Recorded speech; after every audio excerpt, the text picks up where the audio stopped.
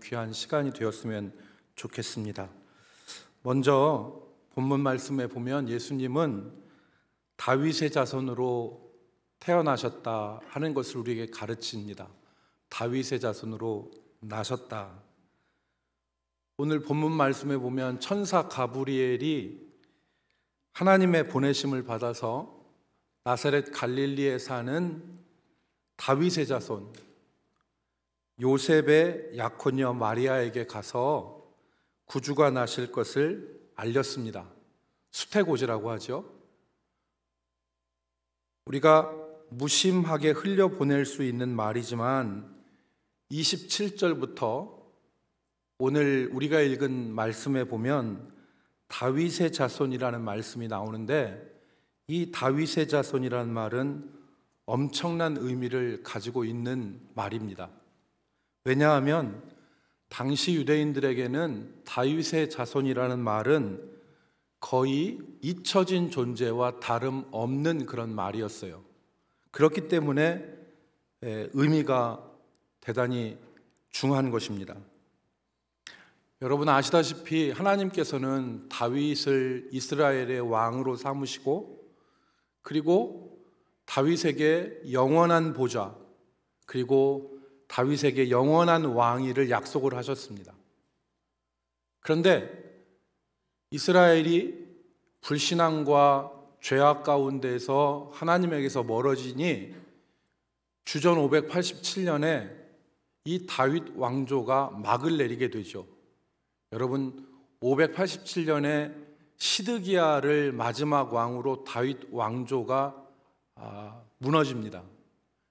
예루살렘은 바벨론에 의해서 함락이 되고 성전은 다 회파되어지고 이스라엘의 어지간한 사람들은 다 바벨론으로 포로를 끌려가게 돼요.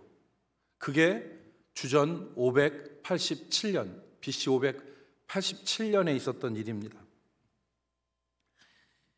이스라엘 백성들이, 그러니까 포로로 끌려갔던 이스라엘 백성들이 나라의 재건과 회복을 간절히 바랬지만 그건 결코 이루어지지 않았어요.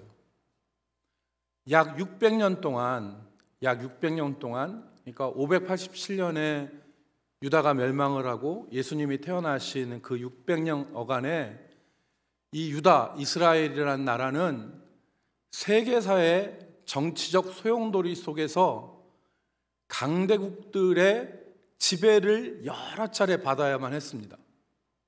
그러니까 587년에 바벨론에 의해서 멸망을 당했잖아요. 그 다음에 이 유다를 지배한 나라는 잘 아시는 페르시아, 바사입니다.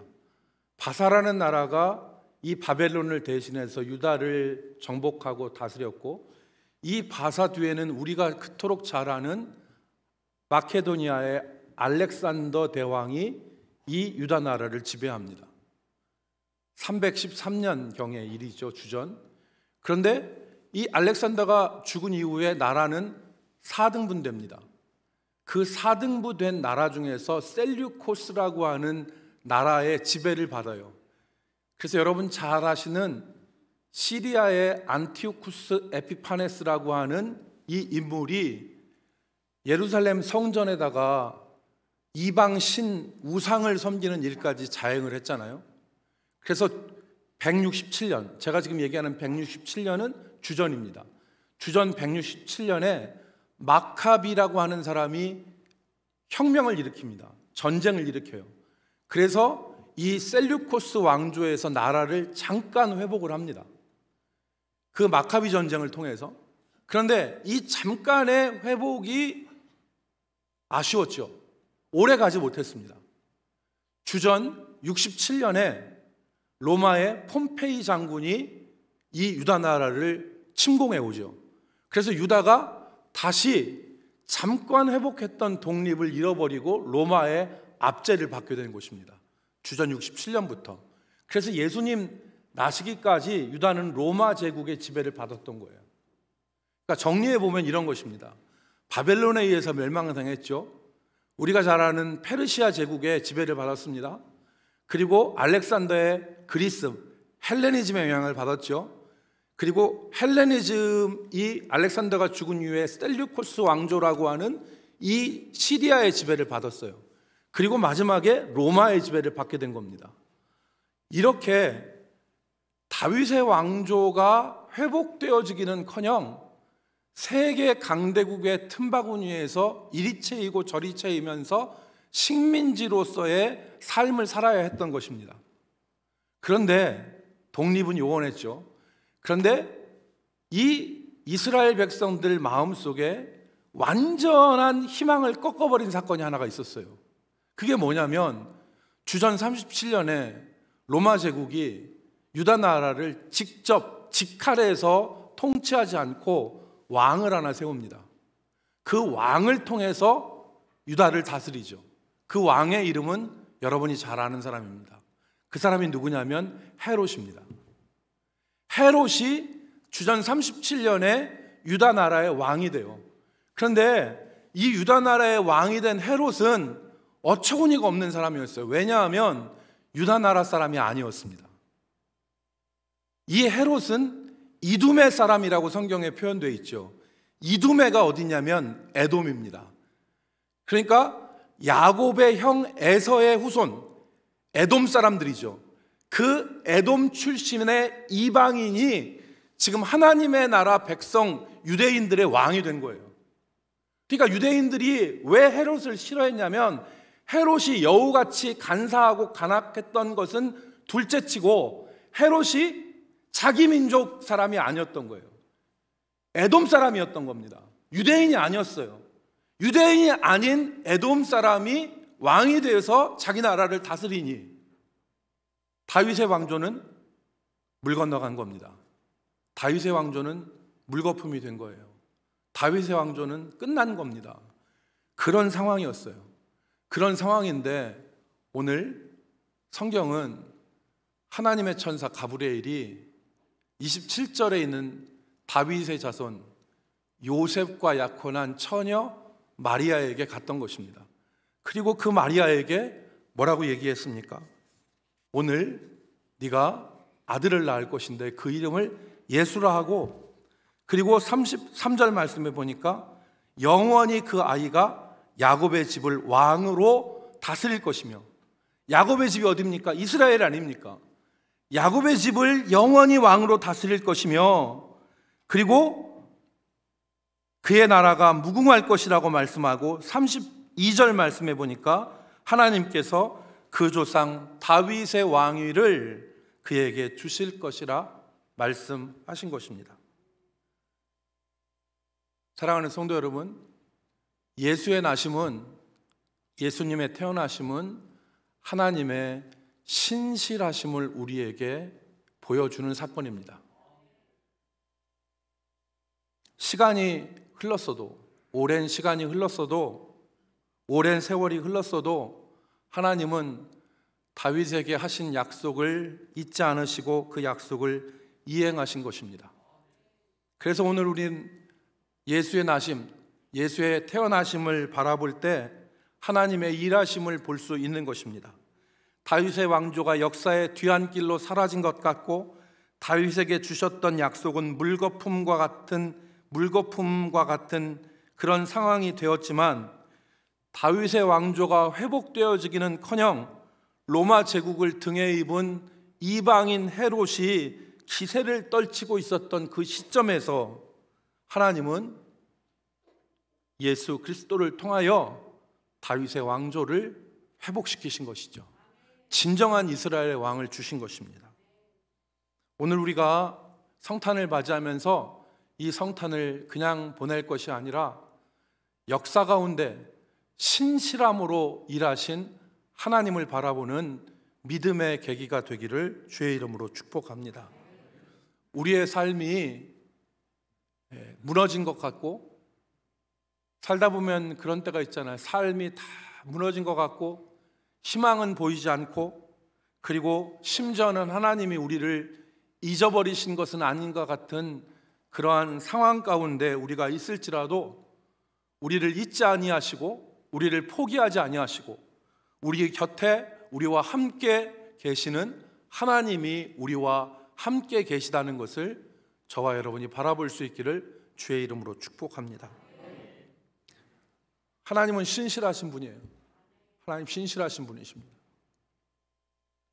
고난 가운데도 정말 우리가 희망이 사라지고 약속한 것이 다 물 건너간 것 같은 상황 가운데서도 하나님은 역사하시는 것입니다. 여러분, 지금 중국 공산당의 기세가 날로 더해지고 있는데 1966년부터 1977년까지 이 10년의 어간 동안 중국의 마오쩌둥이 문화혁명이라는 것을 단행을 했습니다. 그러니까 이때 그 모든 순수 예술과 순수 문학 같은 것을 다 짓밟고 말살했죠. 오직 공산당을 위한 선전선동의 도구가 되어지는 예술과 또 문화, 이런 것들만을 허용했는데요, 그때 당시에 한 화가가 있었어요. 이 화가가 순수 예술을 하니까 더 이상 그림을 그리지 못했습니다. 그리고 이 화가는 붓을 내려놓고 하루하루를 고된 노동을 하면서 살아야 됐습니다. 이 화가가 한 일이 뭐냐면 마구간을 치우고 말똥을 치우는 일을 이 화가가 했습니다. 고된 하루하루의 노동에 이 화가의 입에서는 탄식이 절로 나왔어요. 자기 손을 보니까 그림을 그려야 될 손이 그림은 그리지 못하고 소똥 치우고 마구간 치우면서 손이 거칠어지고 굳은 살이 배기고 그림을 도저히 그릴 수 없는 그런 상황인 것 같았어요. 그런데 그 고난의 시간이 10년이 흘렀습니다. 그리고서 다시 그림을 그리게 되었어요. 이 화가가 그린 그림은 말에 대한 그림이었거든요. 그런데 10년 동안 그림을 그리지 않아서 자기의 손재주가 퇴화돼서 없어진 것 같았지만 그림을 다시 그리는데 화폭에서 이 화가가 그린 말들이 살아있는 것 같은 생동감이 느껴졌어요. 그림이 그냥 말 그림이 아니라 말의 생명력이 화폭에 그대로 놀랍게 살아있는 거예요. 왜 그랬냐면 나중에 이 사람이 얘기하기를 자기는 그림을 그리는 재주를 잃어버린 것 같았는데 10년 동안 마구간 치우고 말똥 치우면서 말 근육의 하나하나, 말의 근육의 하나하나, 말의 호흡, 숨소리 하나를 들으면 말이 어떤 상태에 있다는 것을 알 정도로 말을 잘 알게 됐다는 거예요. 말에 대해서 원치 않는 공부를 했다는 것입니다. 그래서 10년 후에 붓을 놓고 난 지 10년 후에 다시 붓을 잡았는데 그 붓을 잡았을 때에 이 화가가 그린 말은 단순히 저 멀리에서 보는 말이 아니라 정말 말의 근육 한 가닥 한 가닥, 말의 숨소리조차도 듣고 깨달을 수 있고 알 수 있는 생동감 있는 그림을 그릴 수 있었다는 거예요. 이 화가의 10년은 잃어버린 10년이 아닙니다. 이 화가의 10년은 원치 않지만 말에 대해서 혹독한 공부를 하는 시간이었죠. 여러분, 사상범으로 20년 동안 수감 생활을 그래서 20년 수감 생활을 하고 출소해서 성공회 대학에서 강의를 한 신영복이라고 하는 교수가 있습니다. 이 신영복이라고 하는 사람이 자기가 20년 동안 감옥에서 독서가 자유롭지 못할 때, 그러니까 여러 권의 책을 읽지 못할 때 선택을 어떻게 했느냐, 그러니까 책을 여러 권 읽을 수 있으면 책을 읽는데 여러 권 책을 읽을 수 없으니까 한두 권 책을 정해서 읽는데 그때 선택한 책이, 그러니까 한 권을 읽고 생각하고 읽고 생각하고 읽고 생각하고 하는 걸 반복을 해야 되는데 그때 이 신교수가 선택했던 책이 동양고전이래요. 동양 시경, 주역 같은 동양고전을 읽고 또 읽고 읽고 또 읽고 그랬대요. 어쩔 수 없는 선택이었대요. 다른 책을 볼 수 없으니까. 그런데 출소해서 20년 수감 생활을 마치고 출소해서 그때 감옥에서 되풀이해서 읽었던 그 고전이 자기의 강의의 바탕이 되었다는 말을 했습니다. 자기는 원치 않았지만 그 감옥에 갇힌 그 제한된 상황 가운데서 읽고 또 읽었던 그 고전이 오늘 내 강의의 바탕이 되었다라는 말을 했습니다. 오늘 우리가 살아가는 동안 원치 않는 어려움을 당하고 원치 않은 고난 가운데 있고 우리의 삶에 아무런 희망이 보이지 않고 우리의 삶이 무너진 것과 같은 시간들을 우리가 만날 수가 있습니다. 그런데 그때 우리가 기억할 것은 우리를 잊지 아니하시고 신실하게 우리를 대하시는 하나님이 우리 곁에 우리와 함께 계심을 바라보시기를 주의 이름으로 축복합니다. 그 고난의 시간, 그 어려움의 시간들을 믿음으로 견뎌내고 믿음으로 살아내면 하나님께서는 그 믿음에 오늘 우리가 예로 나눴던 사람들의 이 모습과 같이 우리의 삶을 주의 은혜 가운데 일으켜 세워 주실 것입니다. 두 번째, 오늘 본문 말씀은 예수님께서 처녀인 마리아에게 태어나셨다, 마리아에게서 나셨다, 그렇게 말씀합니다. 우리가 잘 아는 대로 하나님은 처녀인 마리아로 잉태하게 하셨습니다. 불가능한 일입니다. 라칭거라고 하는 그 유명한 카톨릭 신학자는 인간의 머리로 도저히 이해되지 않는 두 사건이 있는데 그것이 예수의 동정녀 탄생과 예수의 부활이다, 이렇게 말했습니다. 인간의 머리로는 이해가 되지 않는다. 그런데 하나님은 그 일을 하신 거예요. 하나님은 처녀로 잉태하게 하신 것입니다. 하나님은 능치 못함이 없으신 분이시고 전능하신 하나님이시라는 것을 우리가 알 수 있죠. 이 전능하신 하나님이 이 아이를 거룩한 자로 나게 하신 것입니다. 여러분, 이사야 9장 6절 말씀에 보면 이 아이에 대해서 우리에게 소개하죠. 우리가 이사야 9장 6절 말씀을 같이 읽어볼까요? 이는 시작. 이는 한 아기가 우리에게 낳고 한 아들을 우리에게 주신 바 되었는데 그의 어깨에는 정사를 메었고 그의 이름은 기묘자라, 묘사라, 전능하신 하나님이라, 영존하시는 아버지라, 평강의 왕이라 할 것임이니라. 아멘. 이 아이, 한 아이에 대해서 말씀을 띄워주시고요, 이 아이에 대해서 말하는데 그 아이는 어떻게 냐, 그의 어깨에 정사를 메었다는 것은 그는 다스리는 자라는 뜻입니다. 그는 다스리는 자요, 그의 이름은 기묘자요, 원더풀이란 말이죠. 그의 이름은 놀라운 자요, 그리고 모사요, 카운슬러라는 말입니다. 조언하는 사람, 돕는 자란 뜻이죠. 그리고 그 뒤에 있는 세 단어는 전통적으로 하나님께 향하여 붙여지는 말입니다. 그러니까 전능하신 하나님이라, 영존하시는 아버지라, 그리고 평강의 왕이라. 어떻게 아이가 하나님이 될 수 있습니까? 그러나 전능하신 하나님께서 한 아이로 처녀의 몸에서 태어나게 하시고 거룩한 자로 우리의 구주가 되게 하신 것입니다.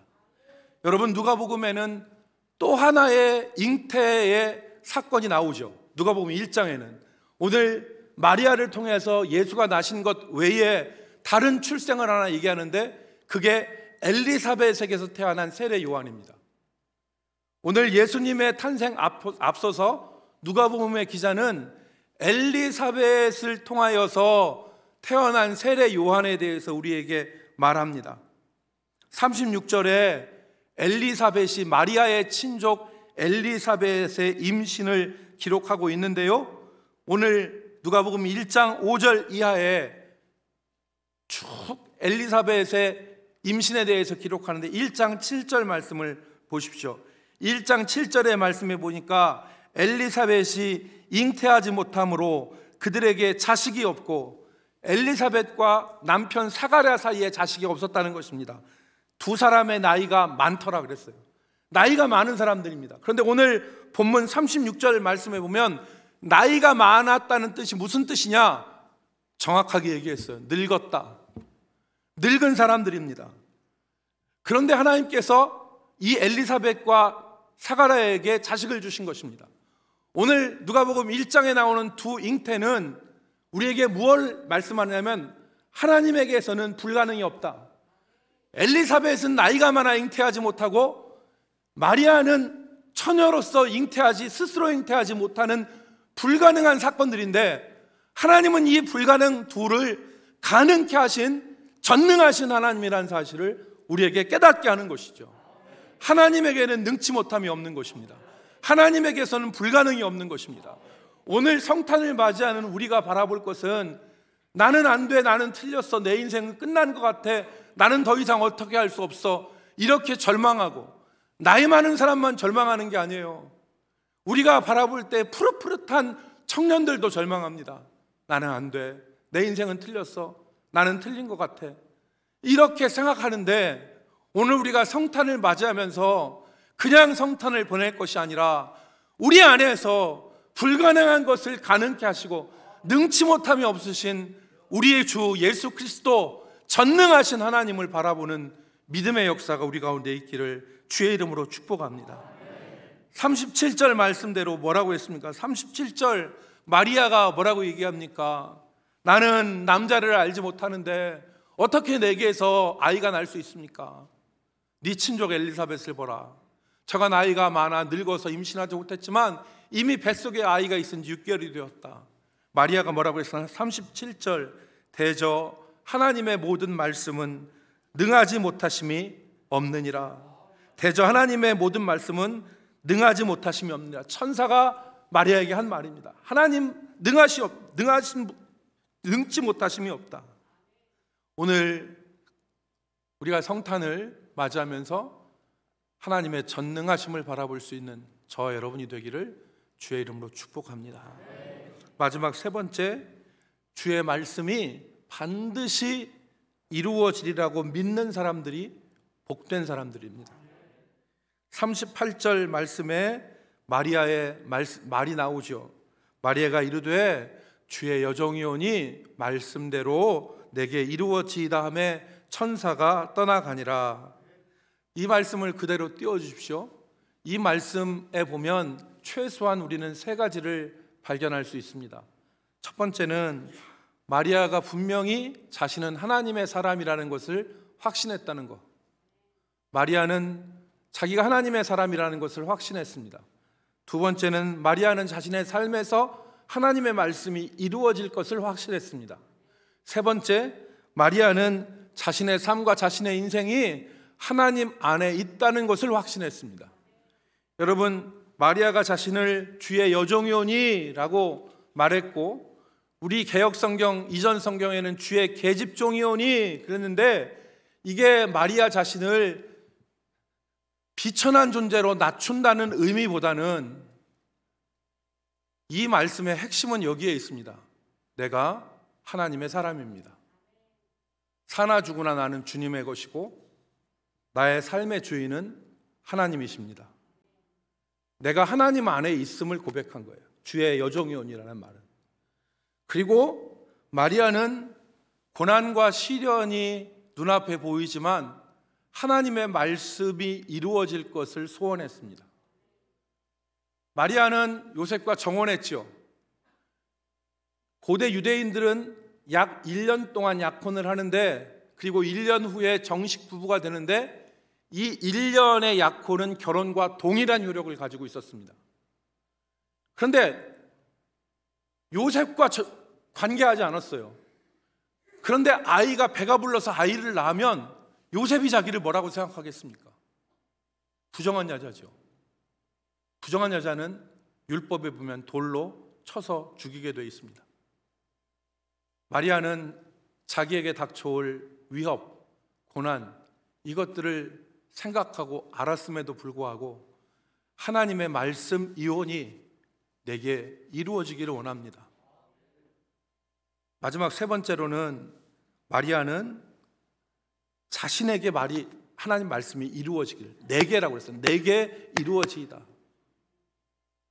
말씀을 들을 때 나와 상관없는 말씀으로, 저거는 김 집사가 들어야 될 말이고, 저건 내 남편이 들어야 될 말이고, 저건 내 자녀가 들어야 될 말이라고는 사람들이 생각하지만 내게 주신 말씀이라고는 잘 생각 못하는 경우가 있습니다.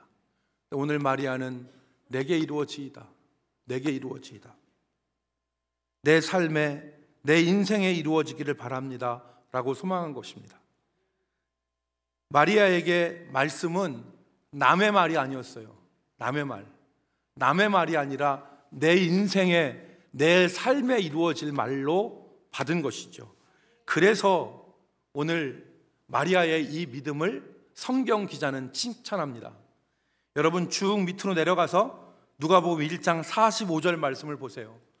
이때 마리아가 자기 친족 엘리사벳, 6개월 된 엘리사벳을 찾아가는데, 엘리사벳을 찾아간 마리아를 영접하면서 엘리사벳이 한 말이 45절에 기록된 말씀입니다. 우리 같이 읽겠습니다. 주께서, 시작. 주께서 하신 말씀이 반드시 이루어지리라고 믿은 그 여자에게 복이 있도다. 아멘. 자, 국어시험 보겠습니다. 45절 말씀 띄워주세요. 주께서 하신 말씀이 반드시 이루어지리라고 믿은 그 여자가 누굽니까? 그렇죠. 일부 때는 모르더라고. 내가 그래서 영어도 아니고 국어로 하는데 왜 모르냐고 그랬더니, 주께서 하신 말씀이 반드시 이루어지리라고 믿은 그 여자, 마리아죠. 그 여자가 복이 있다. 엘리사벳의 입을 통해서 말하는 거예요. 사랑하는 성도 여러분, 하나님은 신실하시고 전능하신 분입니다. 이 신실하시고 전능하신 하나님은 신실한 하나님의 사람들을 통하여서 하나님의 역사를 이루어내십니다. 저는 오늘 사람을 죽이기도 하시고 살리기도 하시고 광야에 길을 내시고 사막에 강을 내시기도 하시는 그 하나님, 그 전능하신 하나님, 신실하신 하나님이 우리 삶에 우리와 함께 우리 곁에 계심을 우리 모든 성도들이 바라보고 이 성탄을 주께서 나신 의미를 기억하면서 한 해를 정리하고 새해를 믿음으로 맞이할 수 있는 우리 성도들이 될 수 있기를 주의 이름으로 축복합니다. 거룩하신 하나님, 오늘 우리 가운데 주께서 함께 하시고 그리고 은혜를 허락하여 주심을 감사드립니다. 이 시간 우리 모든 성도들이 신실하시고 전능하신 하나님을 믿음으로 바라보며 내 삶에 주의 말씀이 이루어지기를 소망하며 한 해를 정리하고 새해를 맞이할 수 있도록 인도하여 주시옵소서. 예수님의 이름으로 기도 올리옵나이다.